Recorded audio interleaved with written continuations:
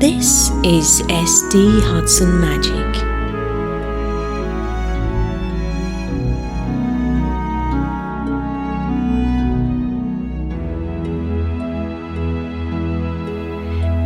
Jane Eyre.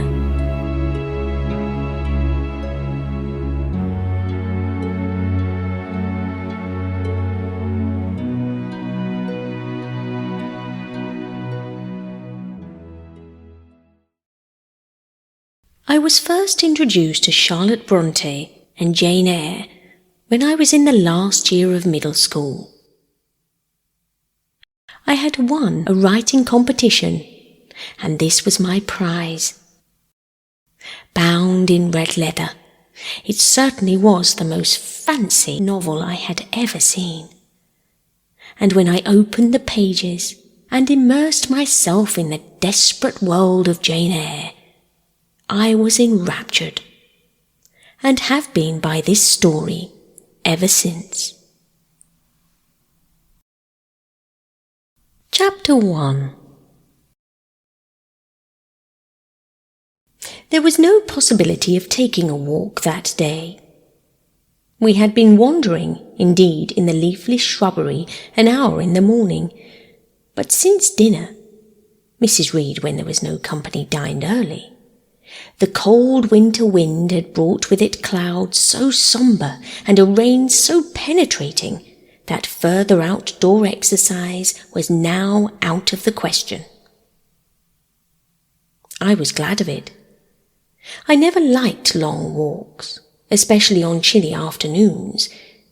Dreadful to me was the coming home in the raw twilight, with nipped fingers and toes, and a heart saddened by the chidings of Bessie, the nurse, and humbled by the consciousness of my physical inferiority to Eliza, John, and Georgiana Reed. The said Eliza, John, and Georgiana were now clustered round their mamma in the drawing-room. She lay reclined on a sofa by the fireside, and with her darlings about her, for the time neither quarrelling nor crying, looked perfectly happy. Me she had dispensed from joining the group, saying she regretted to be under the necessity of keeping me at a distance, but that until she heard from Bessie and could discover by her own observation I was endeavouring to be in good earnest to acquire a more sociable and childlike disposition, a more attractive and sprightly manner, something lighter, franker, more natural, as it were, she really must exclude me from privileges intended only for contented, happy little children. "What does Bessie say I have done?" I asked. "Jane, I don't like cavaliers or questioners. Besides, there is something truly forbidding in a child taking up her elders in that manner. Be seated somewhere, and until you can speak pleasantly, remain silent." A small breakfast room adjoined the drawing-room. I slipped in there. It contained a bookcase. I soon possessed myself of a volume, taking care that it should be one stored with pictures. I mounted into the window seat. Gathering up my feet, I sat cross-legged like a Turk, and having drawn the red moreen curtain nearly close, I was shrined in double retirement. Folds of scarlet drapery shut in my view to the right hand. To the left were the clear panes of glass, protecting but not separating me from the dreary November day. At intervals, while turning over the leaves of my book, I studied the aspect of that winter afternoon. Afar it offered a pale blank of mist and cloud. Near, a scene of wet lawn and storm-beat shrub, with ceaseless rain sweeping away wildly before a long and lamentable blast. I returned to my book. Berwick's History of British Birds. The letterpress thereof I cared little for, generally speaking, and yet there were certain introductory pages that, child as I was, I could not pass quite as a blank. They were those which treat of the haunts of seafowl, of the solitary rocks and promontories, by them only inhabited, of the coast of Norway, studded with isles from its southern extremity, the Lindeness or Naze, where the northern ocean in vast whirls boils around the naked melancholy isles of farthest Thule, and the Atlantic surge pours in among the stormy Hebrides. Nor could I pass unnoticed the suggestion of the bleak shores of Lapland, Siberia, Spitzbergen, Nova Zembla, Iceland, Greenland, with the vast sweep of the Arctic Ocean, and those forlorn regions of dreary space, that reservoir of frost and snow, where firm fields of ice, the accumulation of centuries of winters, glazed in alpine heights above heights, surround the pole and concentrate the multiplied rigours of extreme cold. Of these death-like realms I formed an idea of my own, shadowy, like all the half-comprehended notions that float dim through children's brains, but strangely impressive. The words in these introductory pages connected themselves with the succeeding vignettes and gave significance to the rock standing up alone in a sea of billow and spray, to the broken boat stranded on a desolate coast, to the cold and ghastly moon glancing through bars of cold at a wreck just sinking. I cannot tell what sentiment haunted the quiet solitary churchyard, with its inscribed headstone, its gate, its 2 trees, its low horizon, girdled by a broken wall, and its newly risen crescent, attesting the hour of eventide. The 2 ships becalmed on a torpid sea, and I believed to be marine phantoms. The fiend pinning down the thief's pack behind him I passed over quickly. It was an object of terror. So was the black horned thing seated aloof on a rock, surveying a distant crowd surrounding a gallows. Each picture told a story, mysterious often to my undeveloped understanding and imperfect feelings, yet ever profoundly interesting as the tales Bessie sometimes narrated on winter evenings, when she chanced to be in good humour, and when, having brought her ironing table to the nursery hearth, she allowed us to sit about it, and while she got up Mrs. Reed's lace frills, and crimped her nightcap borders, fed our eager attention with passages of love and adventure taken from old fairy tales and older ballads, or, at least, a latter period I discovered, from the pages of Pamela and Henry, Earl of Moreland. With Berwick on my knee, I was then happy, at least in my way. I feared nothing but interruption, and that came too soon. The breakfast room opened. "Bo, Madam Mope!" cried the voice of John Reed. Then he paused. He found the room apparently empty. "Where the dickens is she?" he continued. "Lizzie? Georgie?" calling to his sisters. "Joan is not here. Tell Mamma she's run out into the rain. Bad animal." It is as well I drew the curtain, thought I, and I wished fervently he might not discover my hiding place, nor would John Reed have found it out himself. He was not quick either of vision or conception. But Eliza just put her head in at the door and said at once, "She's in the window seat, to be sure, Jack."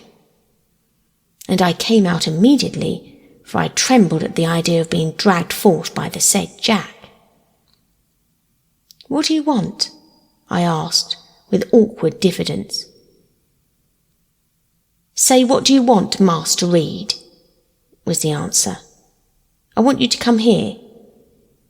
And seating himself in an armchair, he intimated by a gesture that I was to approach and stand before him. John Reed was a schoolboy of 14 years old, 4 years older than I, for I was but 10. Large and stout for his age, with a dingy and unwholesome skin, thick lineaments in a spacious visage, heavy limbs, and large extremities.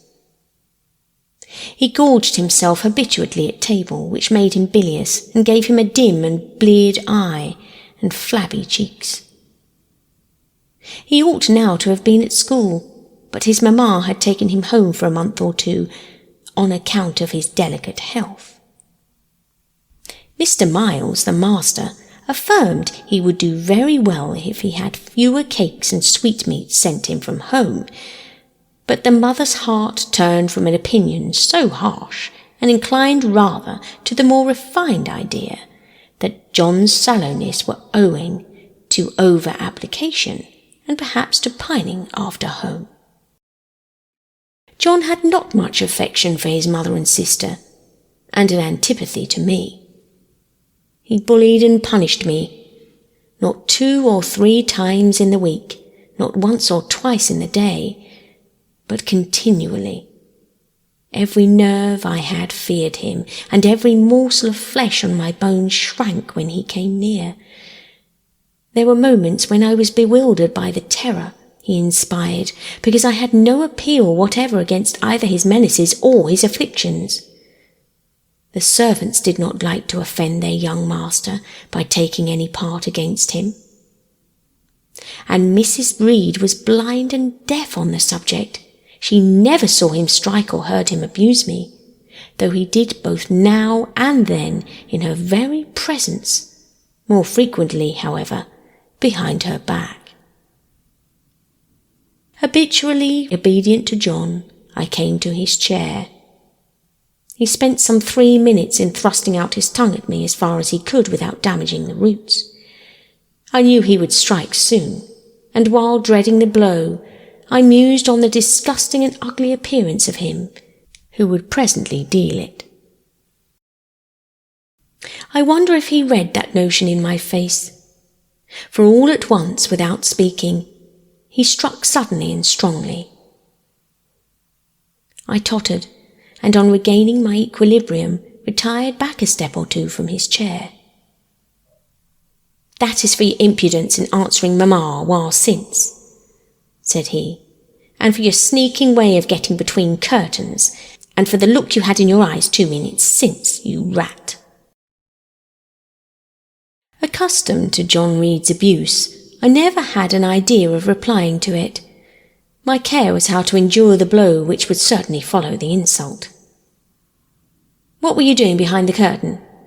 he asked. "I was reading." "Show the book." I returned to the window and fetched it thence. "You have no business to take our books. You are dependent, mamma said. You have no money, and your father left you none. You ought to beg, and not to live here with gentlemen's children like us, and eat the same meals we do, and wear clothes at our mamma's expense. Now I'll teach you to rummage my bookshelves, for they are mine. All the house belongs to me, or will do in a few years. Go and stand by the door and out of the way of the mirror and the windows." I did so, not at first aware what was his intention. But when I saw him lift and poise the book and stand in act to hurl it, I instinctively started aside with a cry of alarm. Not soon enough, however. The volume was flung, it hit me, and I fell, striking my head against the door and cutting it. The cut bled, the pain was sharp. My terror had passed its climax. Other feelings succeeded. "Wicked and cruel boy," I said. "You are like a murderer, you are a slave driver, you are like the Roman emperors." I had read Goldsmith's History of Rome, and had formed my opinion of Nero, Caligula, etc. Also I had drawn parallels in science, which I never thought thus to have declared aloud. "What? What?" he cried. "Did she say that to me? Did you hear her, Eliza and Georgiana? Won't I tell mamma? But first—" He ran headlong at me. I felt him grasp my hair and my shoulder. He had closed with a desperate thing. I really saw him a tyrant, a murderer. I felt a drop or two of blood from my head trickle down my neck, and was sensible of somewhat pungent suffering. These sensations for the time predominated over fear, and I received him in frantic sort. I don't very well know what I did with my hands, but he called me "Rat, rat," and bellowed out loud. Aid was near him. Eliza and Georgiana had run for Mrs. Reed, who was gone upstairs. She now came upon the scene, followed by Bessie and her maid Abbott. We were parted. I heard the words, "Dear, dear, what a flurry, what a fury to fly at Master John! Did anybody ever see such a picture of passion?" Then Mrs. Reed subjoined, "Take her away to the Red Room and lock her in there." 4 hands were immediately laid upon me, and I was borne upstairs.